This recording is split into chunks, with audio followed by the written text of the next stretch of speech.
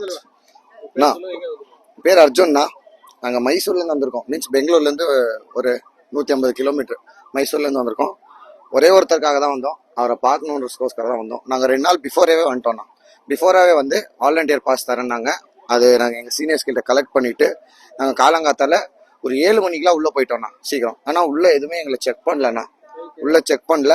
அவங்க பாட்டு யார் சீக்கிரமா வராங்களோ அவங்க மட்டும் முன்னாடி உட்காந்துலான்ற மாதிரி பண்ணிட்டாங்க. அப்புறம் இது எதுக்கு எங்க சந்தோஷத்துக்கு கொடுத்தாங்களா என்னன்னே தெரியல.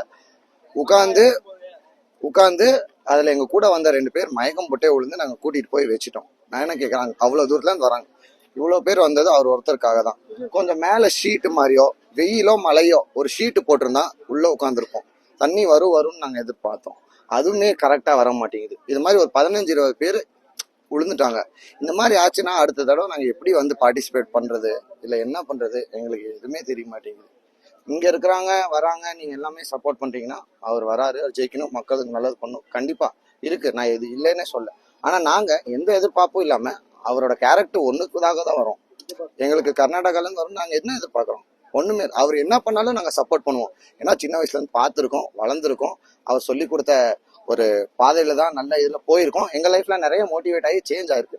ஆனா இப்படி பண்ணிட்டே இருந்தா அடுத்த டைம் நாங்க எப்படி வந்து பார்ட்டிசிபேட் பண்றது, இல்ல என்ன பண்றது அப்படின்னு எங்களுக்கு தெரிய மாட்டேங்குது. ஸோ எங்க சீனியர்ஸ் கிட்ட என்ன கேட்குறோம்னா, அடுத்த தடவை நாங்க வரணும்னா கண்டிப்பா எங்களுக்கு சப்போர்ட் பண்ணுங்க, நாங்க பண்ண வேணாம்னு சொல்ல. ஆனா கொஞ்சம் மதிச்சு எங்களையுமே, கர்நாடகானாலுமே இதே மாதிரி கூட்டம் அங்கேயும் எங்களுக்கு இருக்கு. உங்களுக்கு யாருக்கு தெரியுமோ இல்லையான்னு தெரியாது. இங்க நீங்க என்னென்ன வெல்ஃபேர் பண்றீங்க, என்னென்ன ஜனங்களுக்கு நல்லது பண்றீங்க, அங்க நாங்களும் பண்றோம். ஸோ நாங்களும் யாருக்குமே கம்மி கிடையாதுன்னா நாங்களும் பண்றோம். ஸோ எங்களையும் கொஞ்சம் மதிங்க.